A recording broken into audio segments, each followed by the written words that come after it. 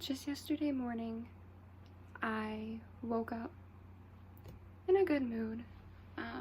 I got up, got dressed, and just kind of felt tired all day. Wasn't hungry, had no motivation, kind of just felt anxious about everything. For me, those are normal days. It's okay to wake up feeling that way. It's okay to have those days. But for me, that is called my anxiety. A lot of people have anxiety. I have it.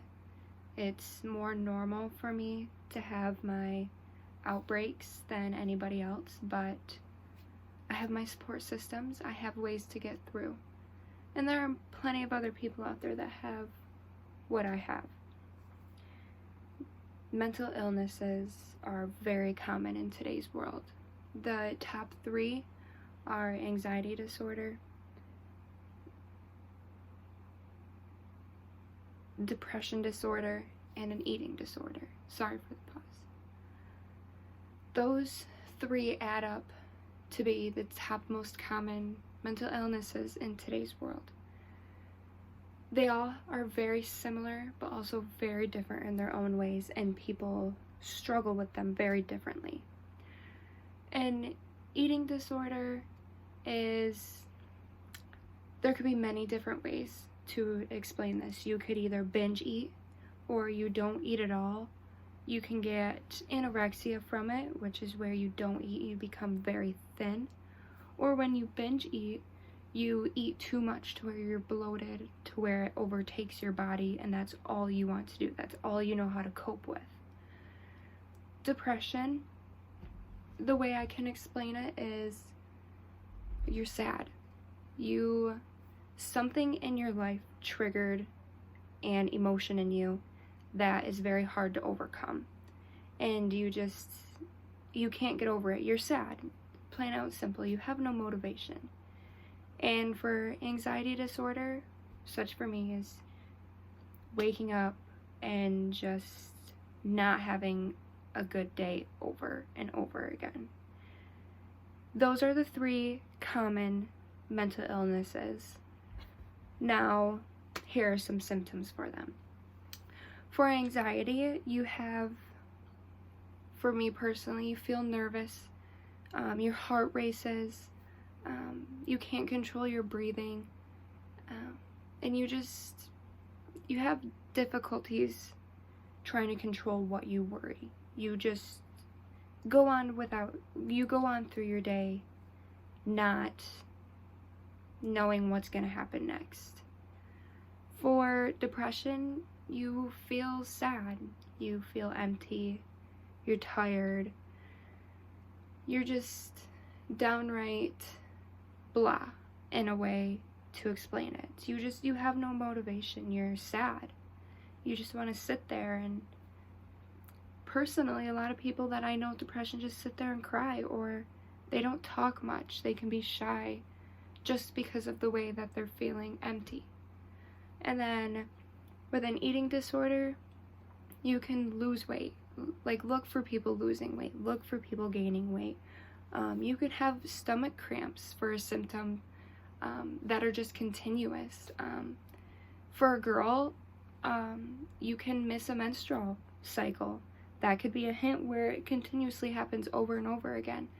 And then for an eating disorder, you can have difficulties trying to concentrate, trying to focus. For one, if you don't have food in you, you can not think straight. You won't have all of those nutrients that you need that controls your body. So those are the symptoms to the 3 most common mental illnesses. And now you guys are probably wondering, how do people get diagnosed with this? Like, how do people point it out? How do people go and reach out to get this help? So how to get diagnosed? Me, for anxiety, I was waking up, I was tired, I just kept having bad days over and over again. It could be part of your physical health in ways, and of course your mental health, But for me, I just kept having them over and over again, feeling worried, not knowing what's going to happen next. So I went in and they diagnosed me with anxiety. It was scary at first, but to know that I was diagnosed with anxiety, but help is out there, and I'm happy that I reached out. Getting diagnosed with it wasn't the scary part. The scary part is how to handle yourself, how to deal with it. To get diagnosed with depression, like I said earlier, you have an episode that happened that made you fall into this sadness in your body. It's a long-lasting episode that just makes you sad. Something happened that just isn't helping you at all. You're sad. And typically, the way you get diagnosed with this is if you stay sad, tired, just out of it for a longer period of 2 weeks.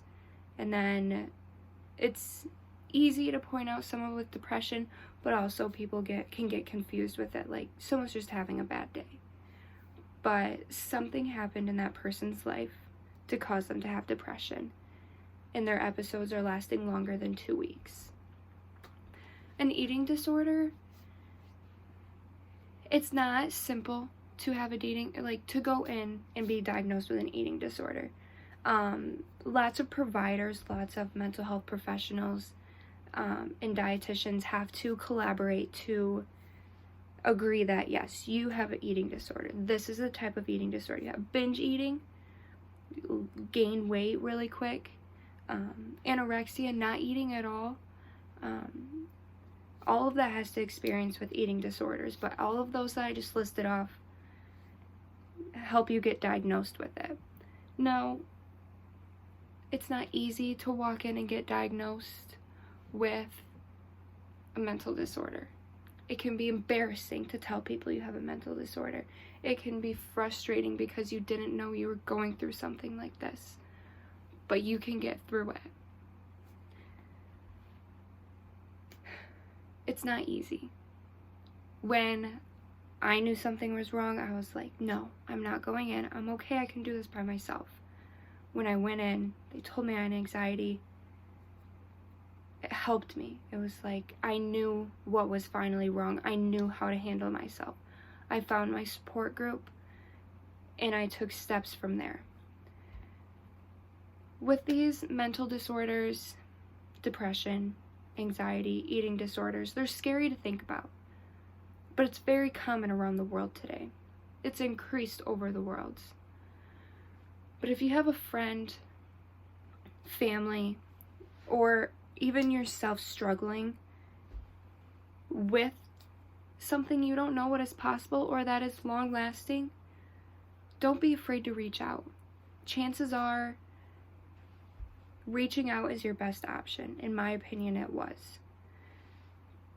People take things differently and they don't expect a good outcome. But mental disorders are very, very common.